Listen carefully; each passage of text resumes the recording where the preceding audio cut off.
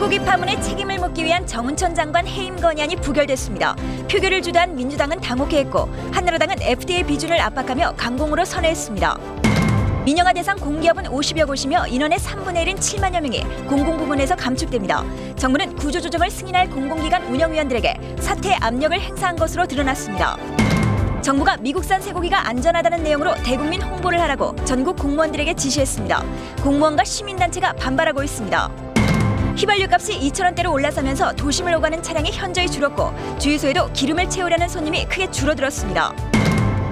중국 대지진으로 생긴 호수가 붕괴 위험에 놓여 6개 도시 주민 3만 명이 긴급 대피했습니다. 주민 수천 명은 관리들이 구호품을 빼돌렸다며 격렬한 시위를 벌였습니다. 일산 초등생 성폭행 미수범에게 징역 15년과 함께 이름과 사진, 실제 거주지 등 신상 정보를 5년 동안 공개하라는 판결이 내려졌습니다. 올여름도 무덥고 국지성 호우가 이어질 것으로 전망됐습니다. 기상청은 다음 달 말 시작될 장마가 언제 끝날지 예보하지 않아 휴가 잡기가 어려워졌습니다.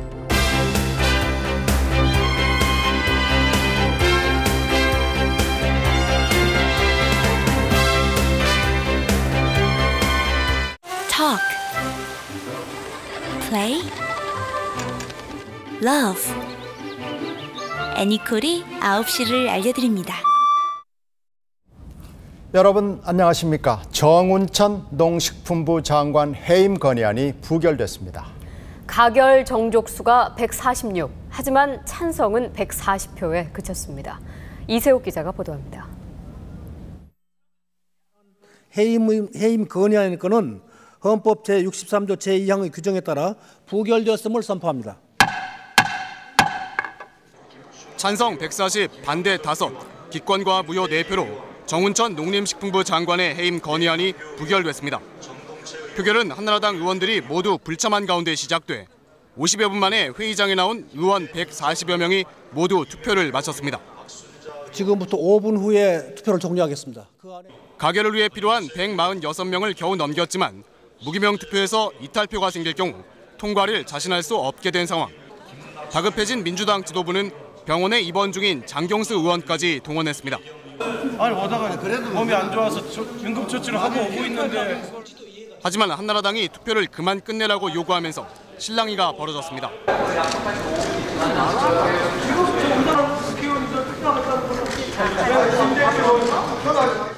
장 의원이 응급차까지 타고 와 투표에 나섰지만 결과는 찬성 140표, 기권까지 합쳐 반란표가 9표나 나온 겁니다.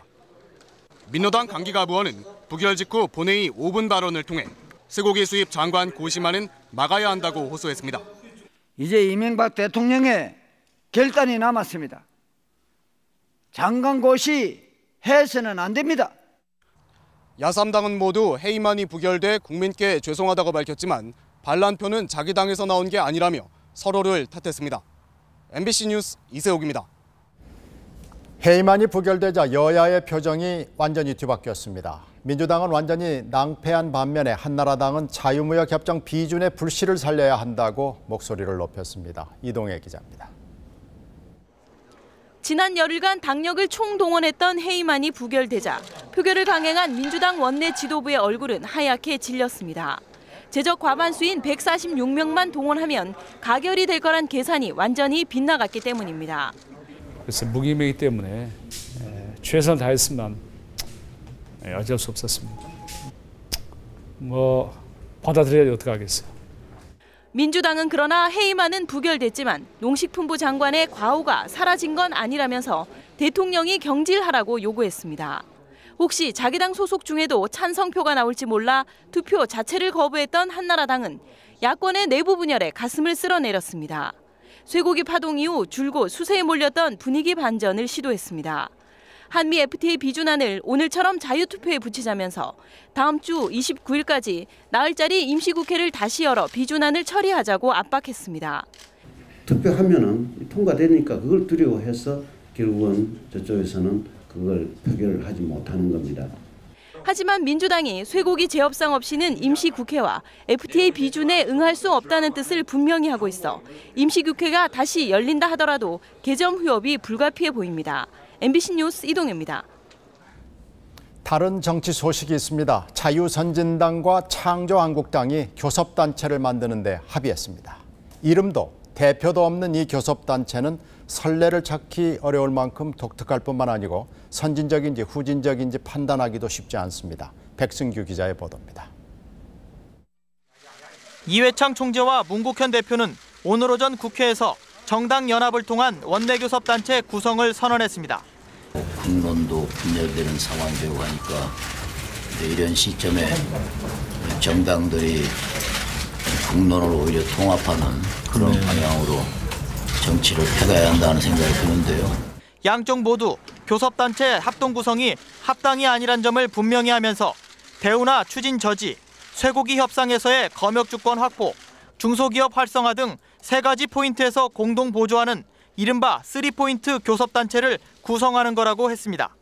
총재님께서 그 대운하를 적극 반대하시고 수입 쇠고기를 개방하려고 하는 거를 앞장서서 막으시니까 참 감사드렸고요. 중소기업을 살리고 명품화하고.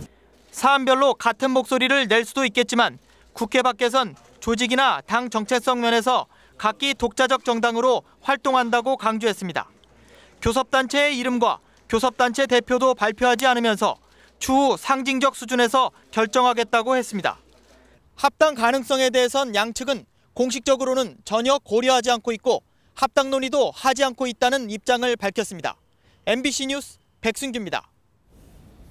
한나라당은 위장결혼이라고 혹평을 했습니다. 당사자들은 역사에 남을 실험이라고 주장했습니다. 장준성 기자가 이런 시선을 무시하면서 왜 손을 잡아야만 했는지 설명하겠습니다. 4월 총선에서 불과 2석이 모자라 교섭단체 구성에 실패한 이회창 총재는 얼마 지나지 않아 그 2석의 위력을 뼈저리게 실감했습니다. 세상에 우리 국민이 지금 한나라당과 민주당만 또 청와대만 대변하는 국민이 전부입니까? 과연 우리 당을 대변하는 우리가 대표하는 국민들은 그건 국민이 아닙니까? 결국 상식을 뛰어넘은 진보정당과의 전술적 제휴로 제3의 교섭단체가 되면서 국회 운영의 주체가 됐습니다. 상임위원장 배분과 국회직 인선에도 몫을 배정받는 것은 물론 거대 양당의 대치 국면에서 전국의 물줄기를 좌우할 캐스팅보트 역할도 기대할 수 있게 됐습니다. 두 당이 합당은 하지 않고 교섭단체 구성을 위한 연대만 하기로 했기 때문에 국고보조금 배분은 지금보다 늘어나지 않습니다. 하지만 장기적으로는 합당까지 논의할 수 있다는 의견이 나오고 있어 금전적 이득도 향후 변수일 수 있습니다. 창조한국당으로선 검찰 수사 압박을 받고 있는 문국현 대표가 최고 법률가가 이끄는 정당과 손을 잡는 정치적 보호막을 얻었다는 평가입니다. 이 때문에 실리를 쫓은 무원칙 동거란 비판이 당 안팎에서 나오고 있습니다. 생각이 전혀 다른 사람들끼리 자기 이익을 쫓아서 위장 결혼을 한 것 같기도 합니다. 양당은 오늘 합의가 헌정사에 남을 실험이 될 거라고 자평했지만 두 당의 이질적인 노선과 비판 여론 때문에 공조의 순항 여부는 미지수란 분석이 적지 않습니다. MBC 뉴스 장준성입니다.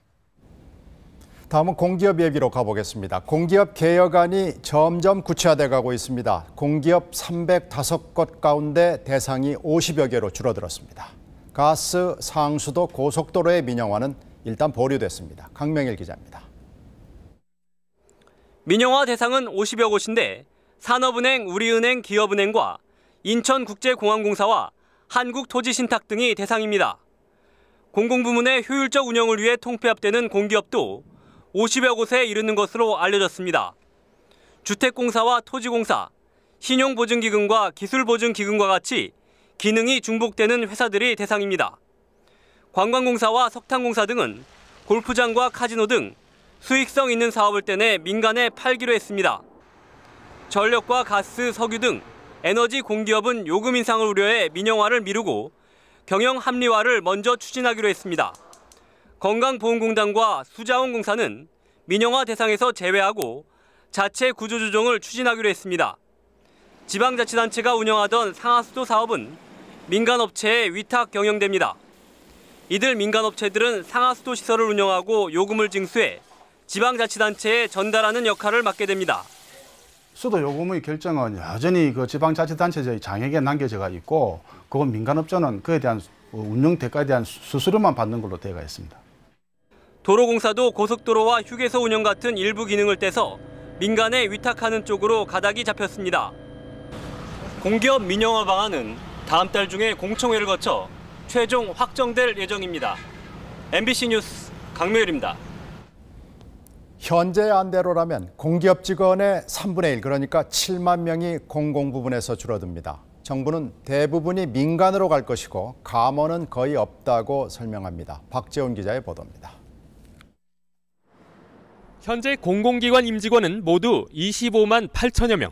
정부는 이 가운데 3분의 1 가까운 7만 명을 유효 인력으로 보고 이만큼은 줄여야 생산성이 회복된다고 보고 있습니다.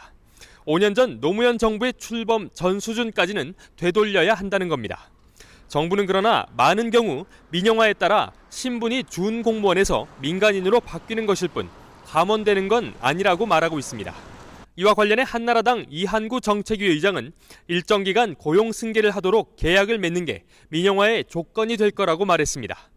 그러나 2, 3년 정도의 고용 승계 기간이 지나면 또다시 고용 안정이 흔들릴 가능성이 큽니다. 통폐합되거나 구조조정되는 기관의 경우는 어떻게 될까? 청와대 관계자는 어떤 경우에도 당장 해고를 시킬 수는 없다며 신규 인력 채용을 줄인다든지 자연 감소를 기다린다든지 명퇴금을 올려줘 퇴직을 유도하는 방법이 동원될 것이라고 밝혔습니다. 또 건강보험 징수 인력 일원화로 사람이 남아돌 경우 노인 수발보험 업무를 맡기는 등 고용 흡수 조치들이 다각도로 강구되고 있다는 겁니다. 결국 급작스럽게 감축에 나서진 않을 것이며 수백조 원에 이르는 대기업들의 유보금이 얼마나 민영화된 기업들에 투자되는지, 그로 인해 고용시장이 살아나는지 추이를 봐가며 진행하겠다는 게 정부의 구상입니다. MBC 뉴스 박재훈입니다. 이 공기업 개혁안은 마지막에 공공기관 운영위원회 승인을 받아야 합니다. 참여정부에서 임명된 민간위원들에게 현 정부가 물러나라고 압력을 넣었던 사실이 드러났습니다. 서민수 기자입니다. 기획재정부 고위공직자는 어제 오후 공공기관 운영위원회의 민간위원들에게 전화를 돌렸습니다. 참여정부 시절 임명된 위원 3명에게 사표를 내도록 직접 종용하기 위해서입니다. 하지만 위원들은 사퇴를 거부했습니다. 정부가 바뀌었다고 민간위원이 바뀐다라고 하면은 굳이 민간위원을 둘 필요가 없는 거죠. 심신장애나 직무태만, 직무와 관련한 형사기소가 아니면 3년의 위원 임기가 법으로 보장되어 있는데도 정부가 일괄적인 사퇴를 강요하는 것은 위법이라는 겁니다. 그냥 거수기식으로 역할을 하겠다고 하는 그럴 가능성이 있어 보이는데 그때는 공공기관 운영위원회는 공기업 임원 인사 등을 심의하고 최종 결정을 내리는 곳이지만 새 정부 들어 위원들이 직접 참여하는 본회의는 단 한 차례도 열리지 않았습니다. 위원회도 안 열리고요. 계속 다 서면 결의하라고 그러고 지금 그래서 저희가 서면 결의도 거부하고 있고 본회의 열어달라고 계속 요구하고 있는데 본회의도 안 열어요. 위원직은 말뿐 정부의 공기업 구조조정 방향에 대해 일반인보다 더 아는 것도 없습니다. 자세한 내용은 모르겠습니다. 저희도 들은 바가 없어가지고 신문에 나오는 것 정도 우리도 알고 있고. 정부는 정권이 바뀐 만큼 재신임을 묻는 차원에서 사표를 내도록 했다고 해명했습니다. MBC 뉴스 서민수입니다. 계속되는 쇠고기 논란에 미국 의원들이 잇따라 압박하고 나섰습니다. 30개월 이상 된 쇠고기까지 수입하지 않으면 FDA 비준은 없다고 못 박았습니다. 이진숙 특파원의 보도입니다. 벤 넬슨 상원 의원은 한국이 30개월 이상 된 미국산 쇠고기까지 수입하지 않으면 한미 FTA 비준을 지지하지 않겠다고 경고했습니다. 민주당 내 대표적 보수파인 넬슨 의원은 신뢰에 기반이 없는 상태에서 왜 미국이 한국과 FTA 협정을 체결해야 하는지 모르겠다며 신랄한 말을 쏟아냈습니다. 공화당 중진 그레슬리 의원도 한미 쇠고기 협정이 제대로 이행되는지 지켜보겠다는 입장을 밝힌 바 있습니다. All we have to do is wait to make sure that when it does start flowing this month or next month, that there isn't any impediments put in place. FTA 협정 비준에 적극적인 미국 정부도 한국이 30개월 이상의 쇠고기까지 수입해야 한다는 데는 더 이상 양보가 없다는 입장입니다. 파디아 상공부 차관은 협정문 수정은 없다면서 30개월 이상 쇠고기의 안전성 논란에 쐐기를 박았습니다. President Lee and his ministers made clear in the meetings that Secretary Gutierrez had with them that they intend to stand by the beef protocol. 한국은 미국에게 연간 8천억 원에 이르는 쇠고기 수출 시장입니다. 그런 만큼 쇠고기 시장을 더 넓게 개방시키려는 데는 정부와 의회의 뜻이 일치합니다. 워싱턴에서 MBC 뉴스 이진숙입니다. 미국 쇠고기에 대한 불안감을 정부는 원산지 표시 강화로 달랬습니다. 하지만 실효성을 놓고 논란이 여전한데 식약청이 실제 단속했더니 지금도 안 지키는 곳이 많았습니다. 임명현 기자가 짚어봤습니다. 서울의 한 대형 음식점. 냉동고를 열고 쇠고기 원산지를 확인해봤습니다. 미국산입니다. 뼈 없는 갈비와 차돌박이 등 다양합니다. 그러나 이 음식점은 한우로 표시해 팔았습니다.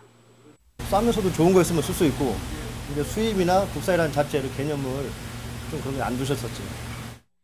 식품의약품안전청이 전국 620개 음식점을 조사한 결과 61곳이 적발됐습니다. 수입산이나 젖소 고기를 한우라고 속인 경우가 25곳으로 가장 많았고 표시 자체를 하지 않은 게 뒤를 이었습니다. 소비자들이 한우를 선호하는 데다 미국산이나 호주산 쇠고기가 한우보다 2배 이상 싸기 때문입니다. 업소들이 이제 그 수입산하고 국산 한우와의 가격 차이가 많이 있기 때문에 거기서 이제 부당이익을 취하기 위한 사람도 있었고. 식약청과 농식품부는 지금까지 규모가 300제곱미터 이상인 업소들을 매년 단속했지만 위반율은 항상 10%를 넘었습니다. 이런데도 정부는 원산지 표시 제도가 미국산 쇠고기 수입에 대한 대책이라며 올해 안으로 전국의 음식점 58만 개 전체로 이 제도를 확대 적용하겠다는 방침입니다. 지금까지 단속했던 업소의 100배 이상을 또 더 많은 음식에 대해 단속하겠다는 것입니다. 사골은 수입 갖다 쓰고 뭐 고기는 국내산 갖다 쓰고 그것을 어떻게 적어요? 지금은 굉장히 애매모호하잖아요. 그게 언제까지 가냐 이거야. 원산지 표시제도 자체는 필요하지만 미국산 쇠고기 수입에 대한 대책으로는 실효성도 현실성도 없다는 지적이 바로 이 때문에 나오고 있습니다. 고기 자체를 또 보고도 아무리 전문가라도 이게 30개월 이전이냐 이후냐는 알 수는 없는 거예요. MBC 뉴스 임명현입니다. 이런데도 정부는 계속 안전하다는 말만 하고 있습니다. 심지어 전국 공무원들에게 대국민 홍보를 하라고 지시까지 내렸는데 이 교육 자료에는 광우병 괴담 모범 답안까지 있습니다. 김윤미 기자입니다. 행정안전부가 지난 9일 전국 16개 시도에 지시한 지역안정 종합대책입니다. 미국산 쇠고기와 관련해 공무원이 언론 기고를 통해 안전성을 홍보하고 홍보 영상물을 방송에 내보내도록 하라고 돼 있습니다. 반상회에 참여해 직접 설명하고 민방위 훈련장 같은 데서도 정부의 쇠고기 협상 내용을 적극 알리라는 내용도 담겨 있습니다. 광우병 괴담에 대해선 이렇게 답하라는 모범 답안도 있습니다. 반강제적인 지침이 내려오면서 공직사회 내부에서 반발이 일고 있습니다. 일종의 강압인데 자기 의견과 상반되는 일을 하라고 그러는데 제가 착출이 돼서 나간다면 저는 그 자리에서 제 의견을 소신껏 얘기할 수 있을 것 같습니다. 시민단체들은 공무원이 홍보사원이냐며 비난하고 있습니다. 이런 식으로 된다고 하더라도 그 지역에서 광우병 쇠고기와 관련된 우려, 국민들의 우려는 절대 불식되지 않을 거라고 생각이 됩니다. 정부의 일방적이고 공세적인 홍보 방침이 국민과의 소통이 아니라 오히려 갈등만 부추기고 있습니다. MBC 뉴스 김유미입니다. 다음 뉴스입니다. 상하위층의 소득 격차가 통계를 작성한 이래 많이 벌어졌습니다. 물가까지 크게 올라서 서민층 가계 부담은 더 커졌습니다. 김주만 기자의 보도입니다. 서울 시내 한 백화점의 프리미엄 식품 코너입니다. 같은 백화점 제품보다도 물건값이 50% 가까이 비싸지만 매출은 계속 늘고 있습니다. 주로 유기농 제품을 많이 드시는 분만 찾으세요. 드셔보신 분들만 오셔서. 경기가 좋지 않다고 하지만 명품 매장 역시 작년보다 20% 많은 매출을 올렸습니다. 통계청 조사 결과 올해 1사분기 전국 가구의 평균 월소득은 341만 원이지만 상위 20%의 월 평균 소득은 731만 원으로 작년에 비해 5% 가까이 증가했습니다. 반면 하위 20%의 월소득은 3만 8천 원 늘어난 87만 원에 그쳐 상위와 하위의 소득 차이가 8배를 넘는 것으로 나타났습니다. 이들 소득 하위 20% 가구는 소득이 적어 벌어들인 것을 다 쓰고도 달마다 평균 44만 원의 적자가 나는 것으로 조사됐습니다. 얘들도 굉장히 힘들다고 그래요. 예. 그 우리 아람은 전에 조금 벌어놓은 거 갖고 먹는데 택도 없어요. 부족해요.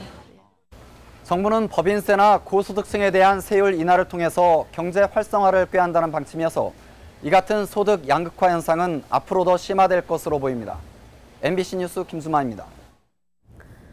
기름값이 리터당 2,000원을 넘으면서 시민들이 결국 운전대를 놓고 있습니다. 거리에 차가 확 줄어들었습니다. 박주린 기자입니다. 오늘 아침 7시 한남대교 남단을 찍은 폐쇄회로 화면입니다. 열흘 전 같은 시간과 비교해보면 차량이 절반 정도로 줄었습니다. 영동대교 남단도 마찬가지입니다. 열흘 전보다 통행 차량이 줄어든 것이 한눈에 들어옵니다. 휘발유 가격이 한 주일 만에 리터당 50원 넘게 오르자 도로 위의 차량이 눈에 띄게 줄어든 겁니다. 당장 이제 지하철 타고 다녀야 되겠다, 대중교통 이용해야 되겠다라고 생각이 들죠. 많은 비중을 차지하니까. 휘발유와 경유 가격이 리터당 2,000원이 넘는 주유소가 늘어나면서 운전자들의 걱정은 이만저만이 아닙니다. 2,000원이 이제 넘었다는 얘기를 들으니까 차가 달리는 순간 돈이 나가고 있다는 실감이 나요. 불안해서 차를 가지고 다니니까 이제 겁나요. 주유소는 주유소대로 손님이 줄어들어 울상입니다. 요즘에 기름값 공개가 하도 많다 보니까 계속 오르고 있는 실정이라서 지금 20%가 줄었다고 봐야 됩니다. 서울 도심의 아파트에는 낮에도 주차된 차량들로 꽉 들어차 기름값 급등을 실감하게 했습니다. MBC 뉴스 박주린입니다. 올 여름도 무더울 것 같습니다. 장마는 다음 달 말쯤 시작되고 태풍 2-3개가 불어닥칠 거라는 예보입니다. 허무호 기자가 전합니다. 원래 우리나라의 장마 기간은 6월 말에서 7월 후반까지였습니다. 그래서 여름 휴가철은 장마철이 지난 8월 초쯤이었습니다. 그런데 최근 들어 장마가 끝났다고 공식 발표가 나면 8월 들어 비가 더 자주 많이 쏟아지기 시작했습니다. 기상 전문가들은 기후 변화에 따라 바뀐 8월 이후의 강우 기간을 어떻게 불러야 할지 고심하고 있습니다. 아직 여름이 많이 남아 있는데 그 한 달의 장마를 여름 장마라고 하기는 어렵기 때문에 어떤 고충이 있지 않겠나. 기상청도 그래서 올해는 장마 시작 기간만 예보한 채 예년과 달리 장마가 끝나는 기간을 아예 발표하지 않았습니다. 예전처럼 일반적으로 장마 후에 휴가 계획을 잡아가지고 이때 휴가를 가서 일반적으로 간다라는 그러한 패턴은 이제 더 이상 예전과 같지 않다는 겁니다. 기상청은 다음 달인 6월 중에는 고온 현상도 올 것이라고 말했습니다. 또 여름 기간 강수량은 346에서 676mm로 예보했습니다. 태풍은 2-3개 정도가 우리나라에 영향을 줄 것으로 예상됩니다. 전반적으로는 평년과 비슷하다는 것입니다. 다만 대기 불안정에 따른 집중호우나 갑자기 기온이 낮아지는 현상이 나타날 가능성은 높다고 내다봤습니다. MBC 뉴스 허무호입니다.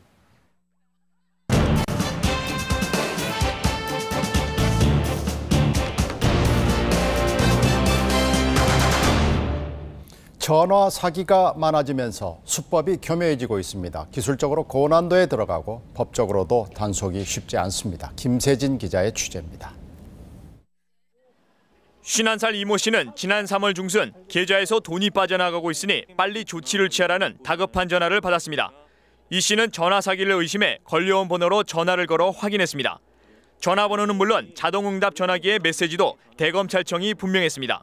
그렇죠. 믿을 수밖에 없는 거죠. 전화 딱 하니까 그 벌써 멘트가 나오는데 확인을 하니까 그 전화가 검찰청 전화번호 맞냐니까 검찰청 맞다.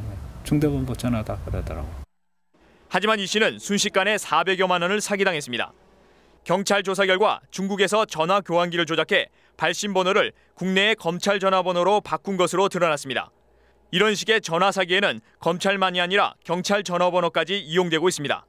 정부는 지난해 발신 번호를 변경해 범죄에 이용하면 5천만 원 이하의 벌금을 물리기로 법을 개정했습니다.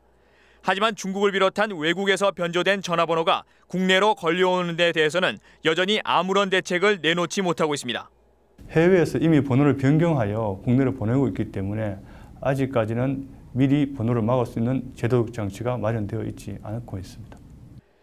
지난 13일 은행 폐쇄회로 TV에 찍힌 대만인 전화 사기단입니다.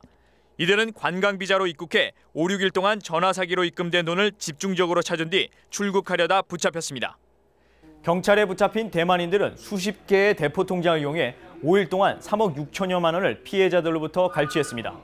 透过一个人一次性拿到很多的存折，很容易。 경찰은 이들이 사용한 대포 통장 수십 개 중 하나가 범죄에 이용된 계좌로 신고돼 있어 검거할 수 있었다고 밝혔습니다. 하지만 범죄 이용 계좌로 등록되지 않은 같은 사람 명의의 다른 대포 통장을 통해서는 대부분의 돈이 중국으로 빠져나갔습니다. 현행법은 개별 계좌 번호로만 범죄 계좌 등록이 가능하도록 하고 있습니다.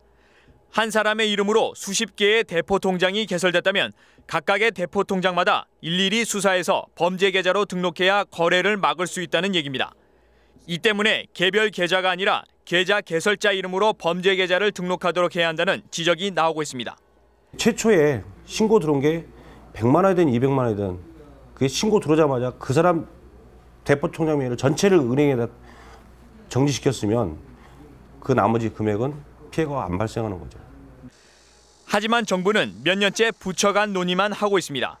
사업이라든가 이런 게 지금 문제가 있기 때문에 생명법 이런 게 있기 때문에요. 그걸 저희들도 지금 고민하고 있는 중이거든요. 경찰이 추정하는 전화 사기 피해는 작년 이후에만 5,700여 건, 금액으로는 570억 원에 이릅니다. 갈수록 교묘해지는 전화 사기에 좀 더 적극적인 대응이 필요하다는 목소리가 높습니다. MBC 뉴스 김세진입니다. 네, 중국 지진 속보 몇 가지 전해드리겠습니다. 산사태로 생긴 자연 호수가 터질 수도 있어서 주민 3만 명이 긴급 대피했습니다. 이 난리판에 관리들이 구호품을 빼돌리다가 들켜 시위가 벌어졌습니다. 스촨성에서 한정우 특파원이 보내왔습니다. 스촨성 베이찬 북쪽 지진으로 생긴 자연호수가 곧 붕괴될 거란 우려가 나오고 있습니다. 산사태로 강줄기가 막힌 후 급격히 수위가 높아진 이 호수는 내일과 모레 큰 비가 예보되면서 붕괴 위험성이 커지고 있습니다. 중국 정부는 이 호수가 붕괴될 경우 하류 지역 6개 도시가 물에 잠길 걸로 보고 3만 명을 긴급 대피시켰습니다. 지진 12일째 사망자 수가 5만 5천여 명으로 늘어난 가운데 중국 정부는 복구 작업에 박차를 가하고 있습니다. 두장현시의 경우 무너진 건물 더미 대부분이 정리되고 시가지도 많이 깨끗해진 상태입니다. 상인들은 몇 푼이라도 건지기 위해 폐허 속에 묻힌 물건을 꺼내 길거리 판매를 시작했습니다.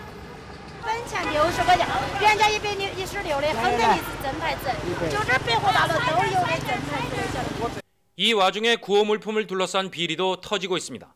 더양시에서는 구호 물품을 상점으로 빼돌리던 차량이 발견돼 주민 수천 명이 격렬하게 시위를 벌였고 출동한 경찰과 충돌해 수십 명이 부상했다고 홍콩 명보가 보도했습니다. 중국 정부는 구호품 비리가 적발될 경우 엄중 처벌하겠다고 경고하고 있습니다. 한편 원자보 총리는 지진으로 90%가 파괴된 베이찬현을 지진 유적지로 조성해 영구 보존하겠다고 밝혔습니다. 스촨성에서 MBC 뉴스 한정우입니다. 병원이 지진에 부서지면서 길거리 천막병원이 들어서고 있습니다. 김대경 기자가 두장현에서 전쟁터와 흡사한 야전병원의 하루를 취재했습니다. 구급차에 실려온 남자아이를 안고 천막으로 뛰어들어갑니다. 지진으로 집을 잃고 갓길에 앉아있다 차에 치인 겁니다.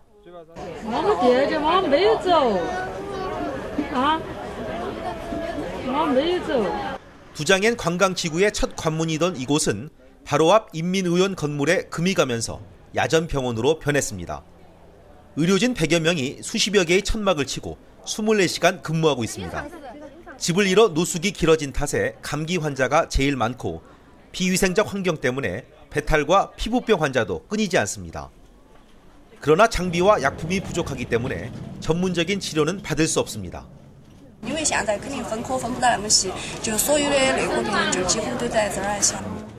다른 병원들도 사정은 마찬가지입니다. 이 병원은 병동이 지진으로 갈라지자 80여 명의 의사들이 3개조로 야전병원을 꾸렸습니다. 길가에 있는 건물들은 사람이 더 이상 살 수 없을 정도로 철저하게 파괴됐습니다. 이 때문에 건물 안에 들어갔다가 몸을 다치는 사람들도 늘고 있습니다.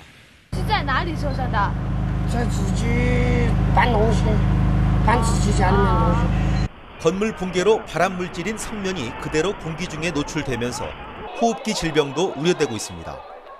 这种时候我们个人要看吸入的时间长短，如果时间长的话，可以造成吸肺、伤肺等性。 무너진 병원들이 언제 재건될지 알 수 없는 상황에서 이재민의 생명을 돌보는 야전병원 의료진들의 사투는 오늘도 계속되고 있습니다. 수천성 두장엔에서 MBC 뉴스 김대경입니다. 정부 예산으로 모교에 선심수다 걸린 교육부 간부들이 잘못을 인정했습니다. 하지만 사과가 아니라 제일 낮은 수준의 유감만을 표시했습니다. 그리고 그동안의 관례라고 변명했습니다. 윤여정 기자가 교육부가 왜 이럴까 설명하겠습니다. 교육과학기술부 간부들의 모교 예산 지원으로 논란이 일자 이명박 대통령은 아무리 관례에 따랐다 하더라도 새 정부의 개혁 취지에 맞지 않다면서 당연히 질책받아야 한다고 강하게 질타했습니다. 국민 여론에 더해 대통령까지 질책하자 김도연 교육과학기술부 장관과 간부들은 급히 보도자료를 냈습니다. 예산 지원은 관행적인 것이지만 비판과 지적을 겸허히 수용하고 사회적 물의를 일으킨 점에 대해서는 유감스럽게 생각한다는 내용입니다. 교육과학기술부는 그러나 이것이 공식 사과가 아님을 분명히 했습니다. 잘못을 인정하고 사과할 경우 잘못한 책임자를 징계해야 될 것이란 부담이 작용한 것으로 알려졌습니다. 공적 기관에서 사과를 하고 마고 하려면요, 어떤 범법 사실이 있거나 또가 적절하다고 판단한 거죠.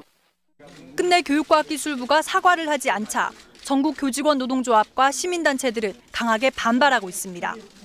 국민들의 혈세로 거둔 소중한 돈을 교과부 고위직 간부들의 개인적인 용도로 쓴 것이기 때문에 국민들에게 무릎을 꿇고 당연히 사과를 해야 될 사안입니다.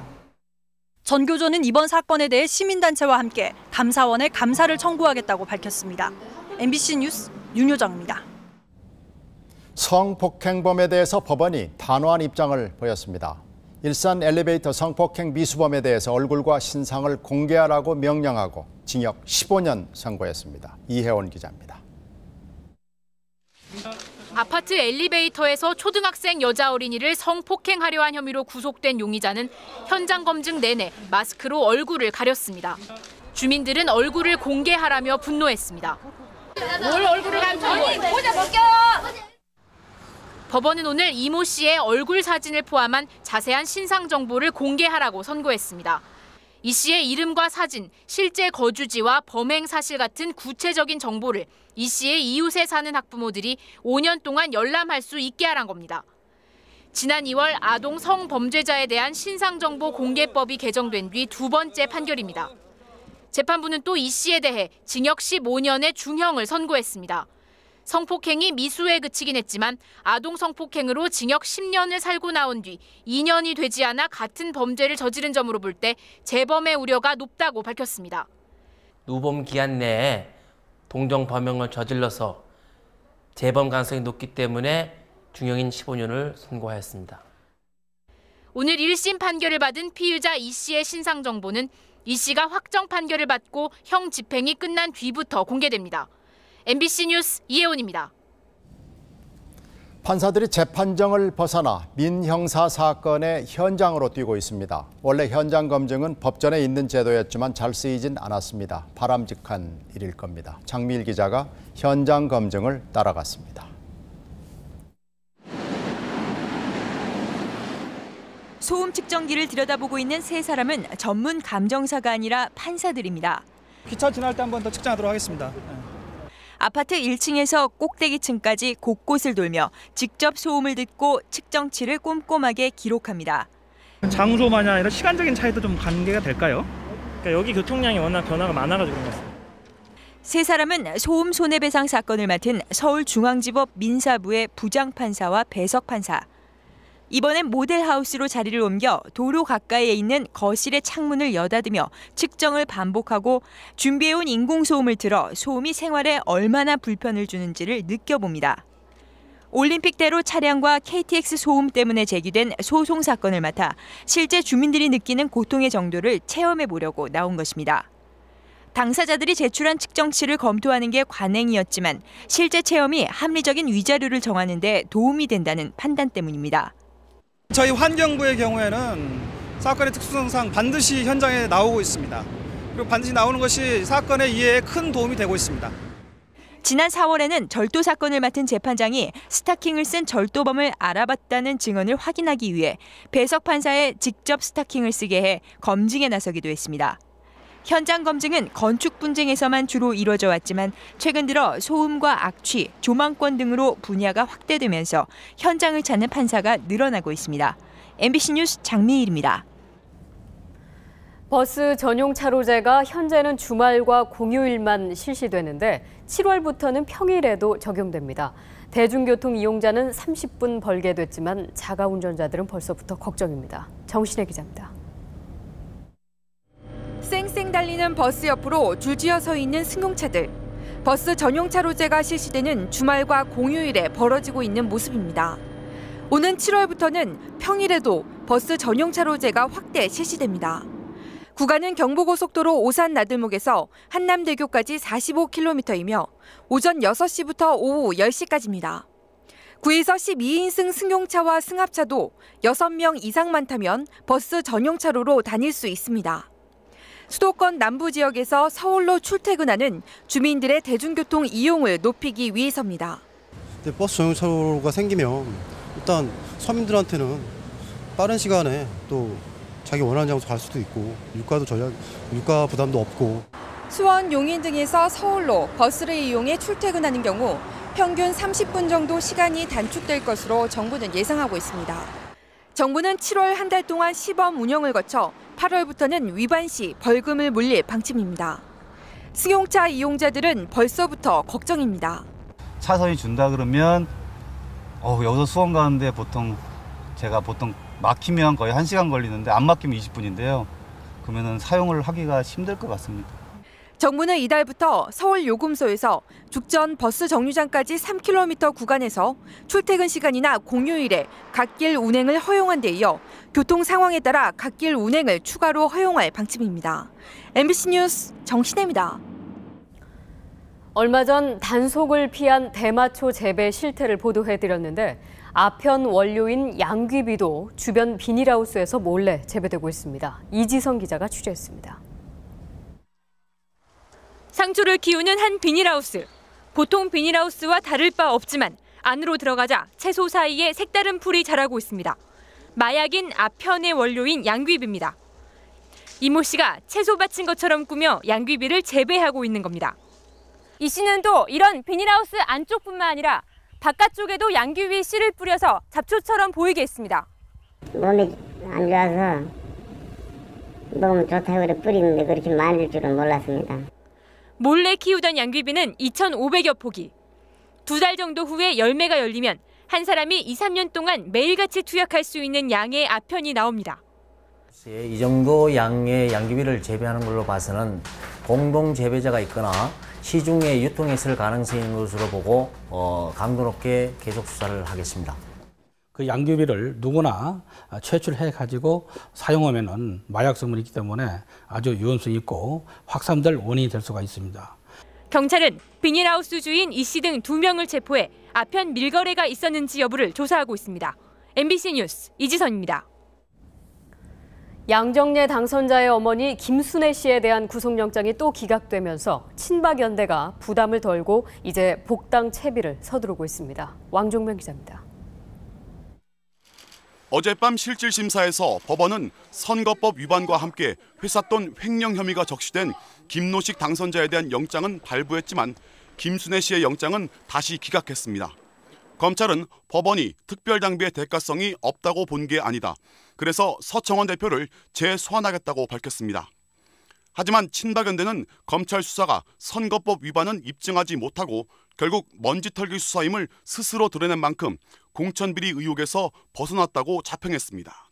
선거법 위반과 관련해서는 무혐의로 모두 종결되었으니까 검찰이 곧 종결 선언을 할 걸로 봅니다.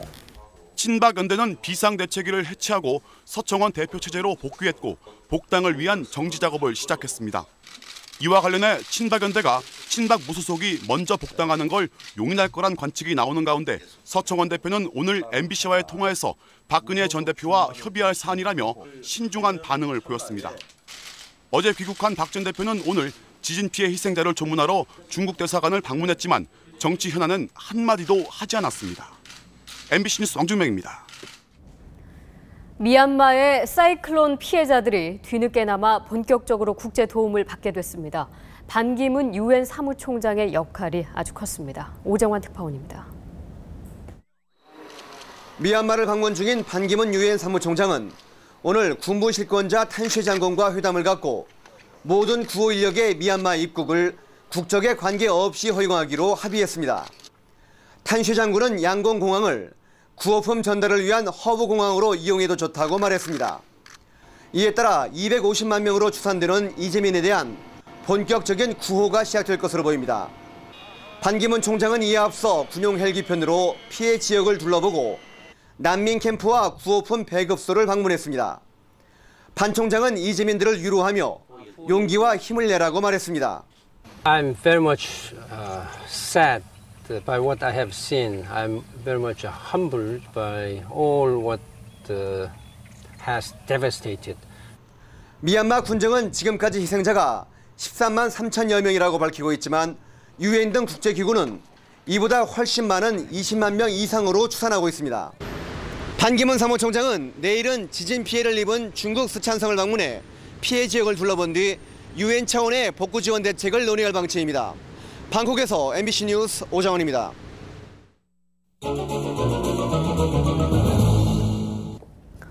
국방부는 암 투병으로 신체 검사에서 장애 판정을 받아 퇴역한 피우진 중령이 제기한 소송에 대해 대법원 상고를 포기하고 오늘부로 복직을 허용했습니다. 유방암에 걸려 유방 절제 수술을 받은 뒤 군 신체 검사에서 2급 장애 판정과 함께 퇴역 처분을 받은 피 중령은 국방부 장관을 상대로 퇴역 처분 취소 청구 소송을 제기해 1심과 2심 모두 승소했었습니다. 경기도 고양경찰서는 부인을 살해한 뒤 자살로 위장한 혐의로 모 대형병원 의사 44살 박모 씨에 대해 구속영장을 신청했습니다. 박 씨는 그제 새벽 병원에서 부인과 싸우다 목 졸라 살해한 뒤 자살로 위장하기 위해서 숨진 부인을 옥상에서 떨어뜨리고 경찰에 신고했지만 숨진 부인을 등에 업은 채 엘리베이터를 타는 모습이 CCTV에 찍혀 경찰에 붙잡혔습니다. 내년에 생기는 법학전문대학원 로스쿨의 개원에 따라 오는 2012년에 도입될 새 변호사 시험은 로스쿨 졸업생에 한해 졸업 후 5년 이내 3차례로 응시 자격과 횟수가 제한될 것으로 보입니다. 기존 사법시험은 오는 2016년까지만 병행해 치르기로 했는데 법무부는 이 같은 내용의 시험 법안을 확정하고 공청회 등을 거쳐 올 하반기 국회를 통과하면 시행에 들어갈 방침입니다. 대북 지원단체인 우리민족 서로돕기 운동은 북한의 식량난을 덜어주기 위해서 오는 29일과 31일 쌀 100톤과 밀가루 50톤을 각각 긴급 지원하기로 결정했습니다. 또 지난 3월부터 인터넷을 통해 북한 어린이 돕기 모금 운동을 벌여온 군 네이버스는 다음 달 초 밀가루와 분유 등 4천만 원어치를 평양과 남포, 사리원 등의 육아원 9곳에 지원할 예정입니다. 우리가 살고 있는 지구가 환경 파괴로 병들고 있습니다.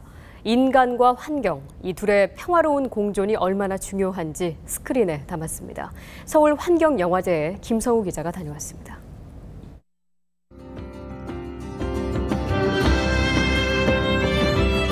시간의 흐름을 따라 형형색색으로 옷을 갈아입는 지구는 언제 보아도 아름답습니다. 지구는 인간뿐 아니라 수많은 동식물의 보금자리이며 생명의 요람입니다.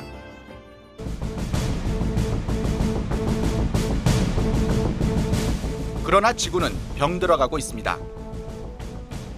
목축업은 인간에게 영양 많은 먹거리를 제공하지만 지구온난화의 주범인 메탄가스는 자동차의 20배가 넘게 내뿜고 있습니다. 값비싼 가죽 제품을 만드느라 인도인의 영혼 겐지스강은 시커먼 염료 쓰레기에 신음합니다. 큰 문제가 아니라 자그마한 내 주위의 문제도 다 환경의 문제일 수 있는 거니까 많이 공감하실 수 있을 것 같아요. 자칫 무거워 보이는 주제지만 영화라는 창을 통해 보면 훨씬 쉽게 그리고 가슴 뭉클하게 환경의 중요성을 느낄 수 있습니다.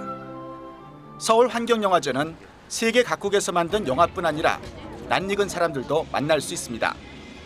分かりやすく見せて、なおかつ楽しませるという意味でやっぱりその映画っていうのは非常にいい切り口だと思うんで、今回こういう機会があったんで、韓国に来ました。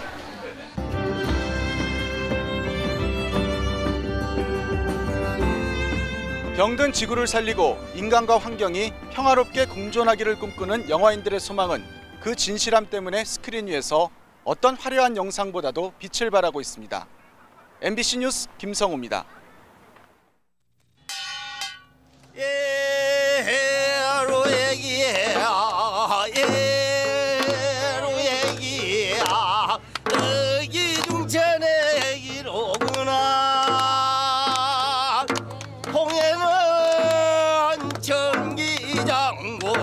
정말의 정완장 정투구시고 청갑옷 입고 동으로.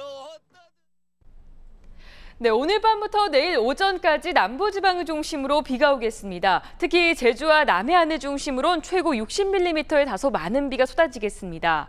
내일 오후부터는 기온이 다시 오르겠고요. 일요일인 모레는 전국이 맑은 가운데 낮 기온이 서울은 27도, 대구 30도까지 치솟으면서 여름같이 더울 것으로 보입니다. 현재 남해를 지나가는 저기압의 영향으로 전국이 구름이 가득 차 있습니다. 이 중 비를 가진 비구름이 주로 남해안에 영향을 주고 있는데요. 이 비구름은 밤새 남부지방 곳곳에 영향을 준 뒤 내일은 동해로 물러날 것으로 보입니다. 다음 각적별 자세한 내일 날씨입니다. 주말인 내일은 제주와 충청, 남부지방에서 비가 온 뒤 그치겠고 서울과 중부지방에선 구름만 다소 끼겠습니다. 아침 기온은 서울 18도, 부산 15도, 낮 기온은 서울 27도, 대구 24도가 예상됩니다. 울릉도와 독도지방 오후에 개겠고 물결은 제주 남쪽 먼바다에서 조금 높게 일겠습니다. 일요일과 월요일까지는 전국이 대체로 맑은 날씨를 보이겠지만 화요일쯤 전국엔 비가 올 것으로 기상청은 전망했습니다. 날씨였습니다.